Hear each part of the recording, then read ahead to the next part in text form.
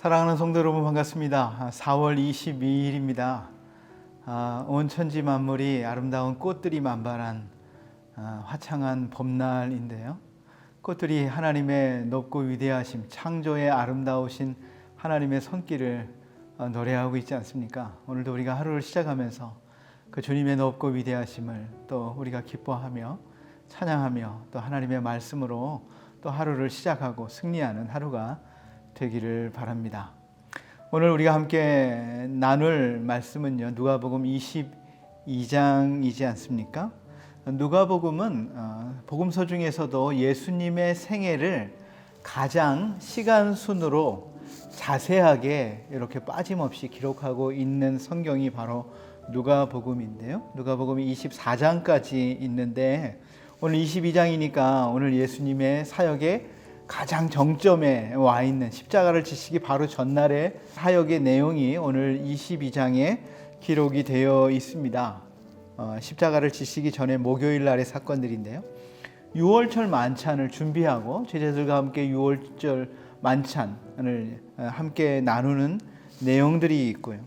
또 제자들의 배신을 예고합니다. 가룟 유다가 배신할 것, 또 베드로가 부인할 것, 그런 것들을 예고하지 않습니까? 또 마지막 때에 그런 환란이 있을 것과 예루살렘의 멸망에 대해서 권면을 하고 계시고, 또 예수님이 제자들과 함께 겟세마네 동산에 올라가셔서 기도하시고 그리고 체포되시고 재판을 받는 내용까지가 22장에 기록이 되어 있는데요. 오늘 그 중에서도 저는 39절에서 46절의 말씀을 가지고 함께 오늘 나누기를 원하는데, 제가 39절에서 46절을 읽어드리겠습니다.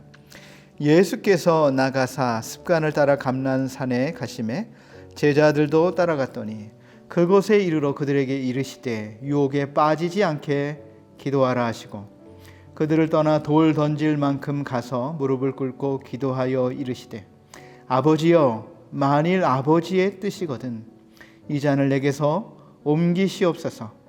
그러나 내 원대로 마옵시고 아버지의 원대로 되기를 원하나이다 하시니 천사가 하늘로부터 예수께 나타나 힘을 더하더라. 예수께서 힘쓰고 애써 더욱 간절히 기도하시니 땀이 땅에 떨어지는 핏방울같이 되더라. 기도 후에 일어나 제자들에게 가서 슬픔으로 인하여 잠든 것을 보시고 이르시되 어찌하여 자느냐, 시험에 들지 않게 일어나 기도하라 하시니라. 아멘. 누가는 예수님의 기도에 관한 내용을 아주 자세하게 또 여러 번 기록하고, 다른 성경에는, 다른 복음서에는 나와 있지 않은 예수님의 기도에 대해서도 한 7번 정도를 또 기록하고 있는 것들을 보게 됩니다. 오늘 예수님의 기도에 대해서 살펴볼 텐데요. 예수님은 제자들에게 기도의 훈련을 시키셨다. 이것을 오늘 우리가 볼 수가 있습니다. 예수님이 십자가를 앞에 놓고 겟세마네 동산에서 기도하시는 장면, 또 기도의 내용들이 나오지 않습니까? 땀방울이 피가 되도록 간절히 기도하시는 예수님의 기도의 자리인 것이죠. 근데 이곳에 예수님은 혼자 나아가시지 않고 제자들을 데리고 가셨습니다. 왜 제자들을 데리고 가셨을까요? 바로 제자들에게 기도의 훈련을 시키시는 것이죠. 물론 예수님이 제자들이 우리에게 기도를 가르쳐 주십시오 이럴 때 이렇게 기도하는 것이다 라고 기도를 이론적으로도 가르쳐 주시기도 하시지만, 예수님은 늘 기도의 자리에 제자들을 데리고 다니시면서 함께 기도하면서 기도의 훈련을 제자들에게 시키신 것을 볼 수가 있어요. 오늘도 말씀을 보니까 여기에 39절에 보니까 예수께서 나가사 습관을 따라 감람산에 가시매 이렇게 돼 있어요. 아마 여러 번, 그전에도 여러 번 예수님께서 제자들을 데리고 이 감람산에 가셔서 여러 번 기도하신 것 같습니다.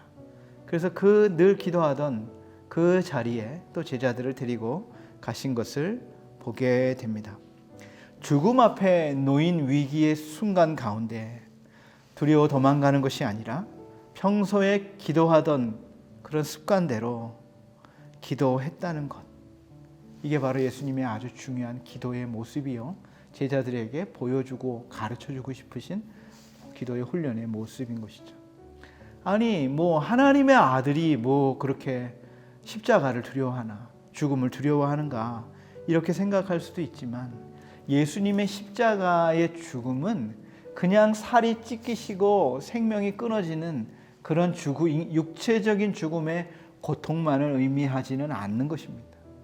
예수님이 십자가를 지시는 순간은 하나님께서 모든 인류의 죄의 저주를 그 아들에게 다 쏟아붓는 시간이기 때문에 예수님께서는 모든 인류의 죄를 다 담당하시는 고통의 순간이요, 그 순간은 하나님도 아들을 외면하시고 하나님도 아들을 버리시는 순간이기 때문에 예수님은 그 고통이 얼마나 크시다는 것을 아시기에 십자가의 사건은 너무나도 두렵고 너무나도 피하고 싶은 자리가 될 것입니다. 그러나 예수님은 기도를 통하여 이 십자가의 길을 걸어가시지 않았습니까? 제자들에게도 의도적으로 이 기도의 자리에 데리고 가시면서 기도의 모습을 보여주시고, 앞으로 예수님의 뒤를 이어서 하나님의 나라의 사역을 감당해야 될 이 사도들에게 기도를 훈련시키시는 것을 보게 됩니다. 예수님은 3년 동안이나 제자들을 데리고 훈련하셨죠. 그리고 그 중에 많은 시간들이 바로 기도를 훈련하는 시간들이었던 것을 우리가 알 수가 있습니다. 그래서 예수님이 부활하신 후에는 바로 이 제자들이 예수님의 기도의 모습을 본받아서 기도의 사람들이 되고 사도를 통해 하나님의 큰 능력을 행하는 것들을 우리가 성경을 통해 보게 되지 않습니까?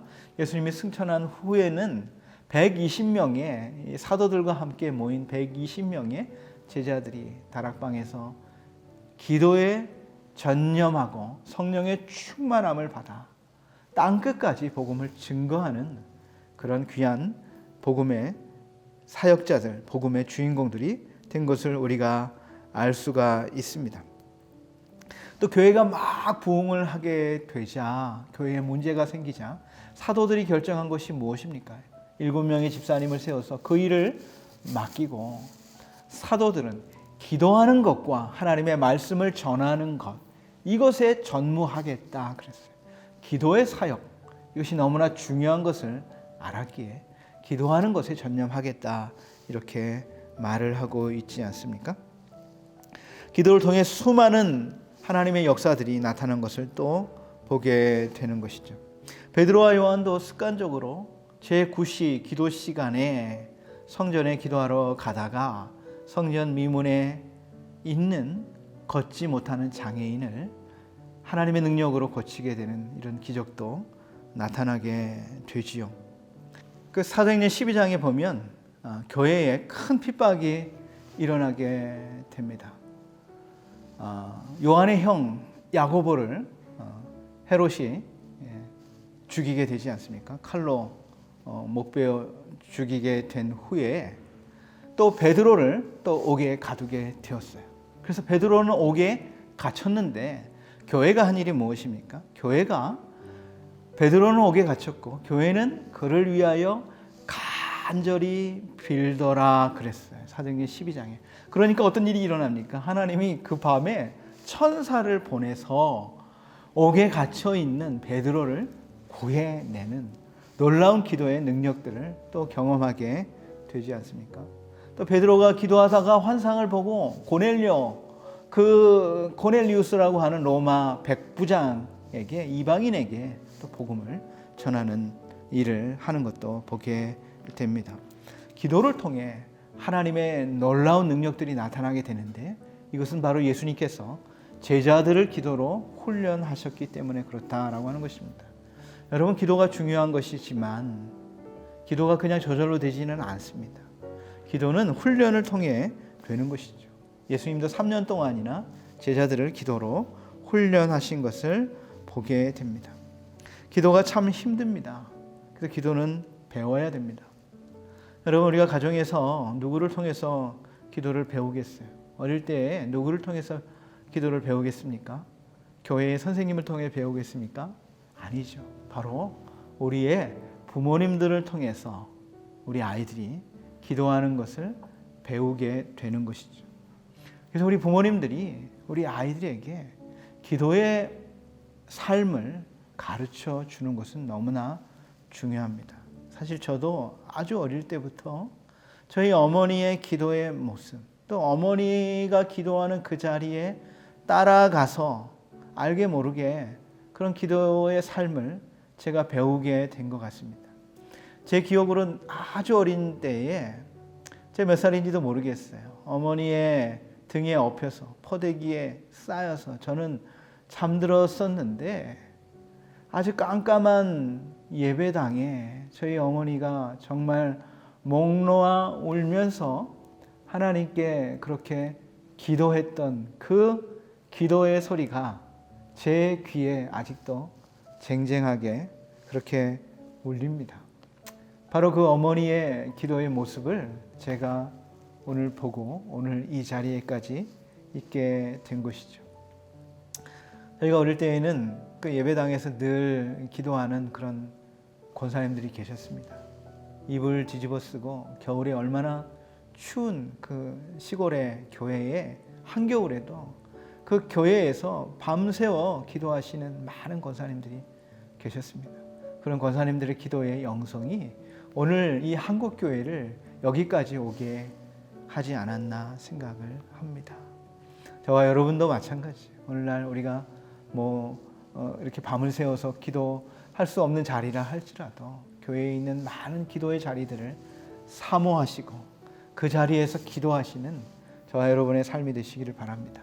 두 번째로 오늘 예수님께서는 유혹에 빠지지 않도록 기도하라 이렇게 말씀하십니다. 오늘 40절에 제자들을 데리고 가셔서 뭐라고 말씀하시냐면 유혹에 빠지지 않도록 기도하라. 40절에도 그랬고요. 46절에도 그랬습니다. 시험에 들지 않게 일어나 기도하라. 이 유혹이나 시험이나 똑같은 단어입니다. 영어에서도 temptation 이렇게 되어 있어요. 유혹에 빠지지 않기 위해서는 기도해야 된다. 이것을 예수님께서 우리에게 알려주고 있는 것이죠. 여러분, 예수님께서 이렇게 말씀하셨는데도 제자들은 그 말씀을 귀 기울여 듣지 않고 잠이 들어버렸습니다. 이 내용은 마태복음, 마가복음에도 똑같이 나와 있는 내용인데요. 마태복음에는 3번이나 깨웠다 그랬어요. 제자들을 3번이나 깨웠는데도 잠에 취해 있는 모습을 보게 되고요. 마가복음 14장에는 베드로를 아예 지명을 했어요. 시몬아 자느냐? 내가 한시도 깨어 있을 수가 없더냐? 시험에 들지 않게 깨어 기도하라. 마음은 원이로되 육신이 약하도다. 이렇게 말씀하시죠. 예수님께서는 의도적으로 유혹에 빠지지 않도록 기도하는 훈련, 이것을 시키셨고 이것을 강조하셨습니다. 예수님 자신도 바로 이 기도로 모든 유혹을 이기고 십자가를 지셨던 것을 우리가 알 수 있지 않습니까? 인간으로서 당할 수 있는 가장 고통스러운 자리, 그 자리 예수님도 피하고 싶지 않았겠습니까? 할 수만 있으면 이 잔을 지나가게 해 주십시오. 그렇게 기도하고 싶지 않았겠습니까? 그러나 예수님께서는 바로 이 기도를 통해서 그 모든 유혹을 이기고 십자가의 마지막 사명을 감당하시게 되었다는 것입니다.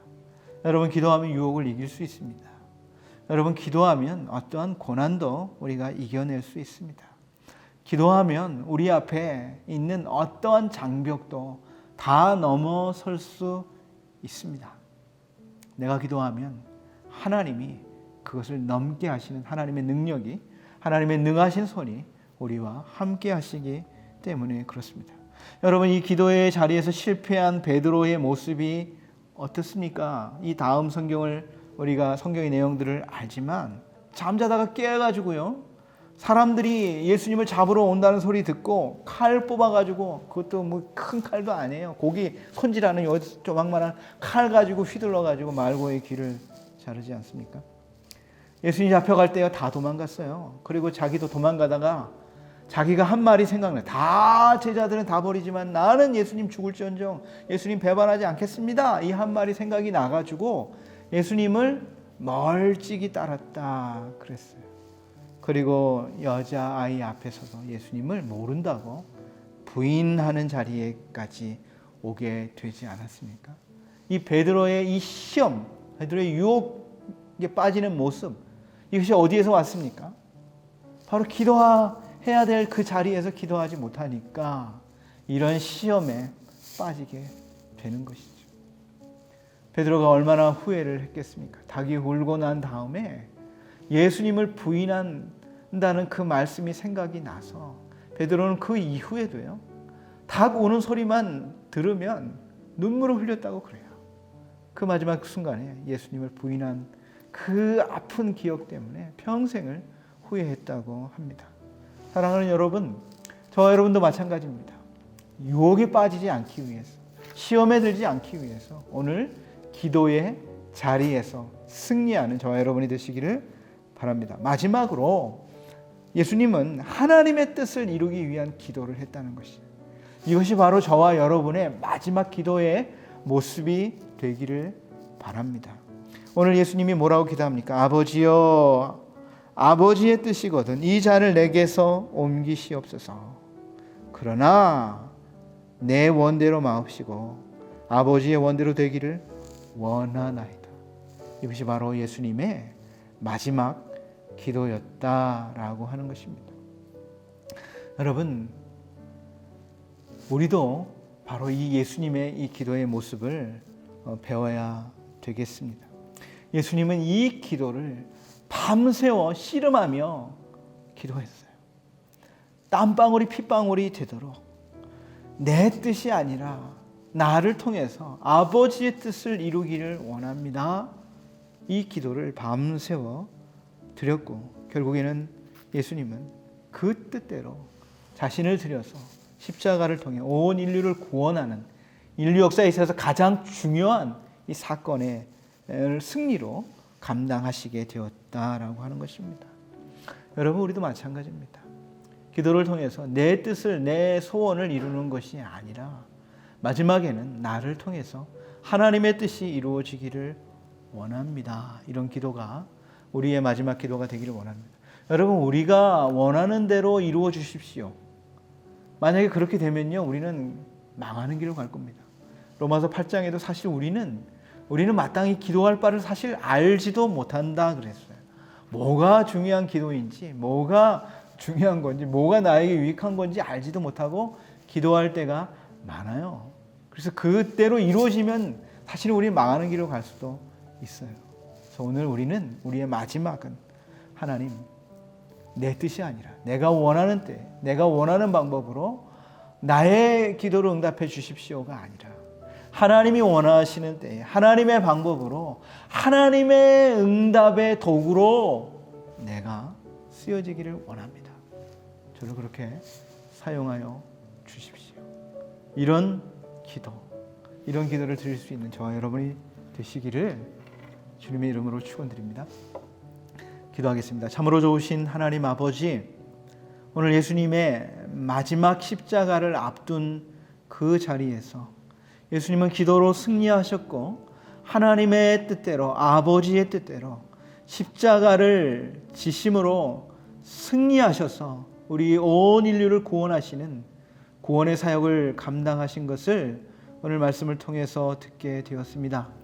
주님, 우리가 기도의 모습을, 주님의 모습을 본받아 기도의 사람이 되기를 원하고, 또한 마지막 순간에는 아버지의 뜻대로 우리 자신을 내어드려 아버지의 소원을 이루어 드리는 기도의 도구가 될 수 있도록 우리 모두를 사용하여 주시옵소서.